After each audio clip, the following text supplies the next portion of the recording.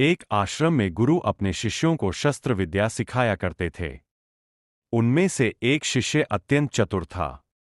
उसने गुरु द्वारा प्रशिक्षित हर दाव को सीख लिया। पर सीखते सीखते उसने अहंभाव को ऐसा पाल लिया कि गुरु की ही नकल करने लगा।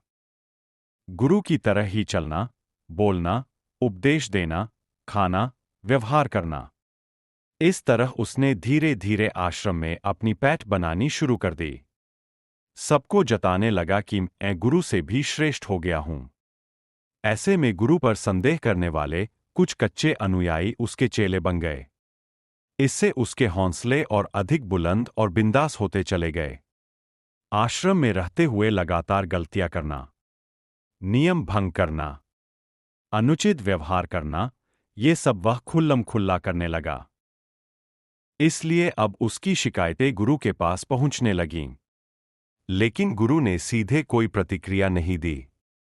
एक दिन उन्होंने अपने शिष्यों से कहा, जाओ, हमारे लिए एक 6 फुट लंबी तलवार बनवा कर लाओ। हम उसे धारण करेंगे। जब म्यान सहित तलवार बनकर आई, तो गुरु ने उसे अपनी कटी पर बांध लिया। अब जब भी वे कहीं जाते, उस तलवार को साथ लेकर जाते। उधर उस प्रपंची शिष्य के मन में भी उबाल उठा, अरे, मैं कैसे पीछे रह सकता हूं। उसने भी अपने चेलों से कहकर 6 फुट लंबी चमचमाती तलवार बनवा ली। गुरु की तरह ही तलवार धारण करके चलने लगा। निस्संदेह अब पानी सिर से ऊपर निकल चुका था। गुरु ने उसे बुलावा भेजा। गुरु ने हितकारी उपदेश देते हुए उसे समझाया, देखो, शिष्य वही है जो गुरु और आश्रम के शासन में चले। तुम्हारा इस प्रकार का अमर्यादित आचरण निंदनीय है। तुम संयमित हो जाओ, अन्यथा। अन्यथा क्या? क्या कर लोगे आप? वह प्रपंची शिष्य अपना आपा खो बैठा और दंभावेश में परम वंदनीय गुरु पर अपशब्दों की बौछार करने लगा, आप ही मेरी ख्याति के बीच अड़े सबसे बड़े बाधक है। इसलिए आज मैं आपको ही समाप्त कर दूंगा। गुस्से से आग बूला होकर उसने अपनी म्यान से 6 फुट लंबी तलवार निकालनी चाही। पर यह क्या? निकाल ही नहीं पाया, क्योंकि हाथ इतनी दूरी तक पीछे खींच ही नहीं पाया कि 6 फुट की तलवार म्यान से निकल सके।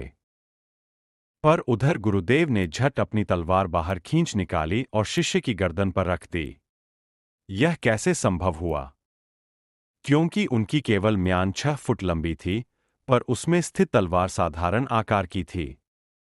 गुरु मुस्कुराते हुए बोले, मूर्ख, तू मेरी नकल करेगा। तू अक्ल लगाकर सिर्फ मेरे हाव भाव की नकल कर सकता है, पर मेरी अवस्था का अनुकरण कैसे कर पाएगा? सच्चा शिष्य वही है जो गुरु के बाहरी व्यवहार का अनुकरण नहीं, अपितु गुरु की आज्ञाओं आदर्शों का अनुसरण करे। अब तक शिष्य का सिर शर्मिंदगी से झुक गया था। असमंजस भरे स्वर में उसने पूछा, गुरुदेव, यह दाव तो आपने मुझे कभी सिखाया ही नहीं था। म्यान बड़ी और उसमें तलवार छोटी। गुरु ने कहा, यह दाव मैंने आज के दिन तेरे अहं पर वार करने के लिए ही बचा कर रखा था।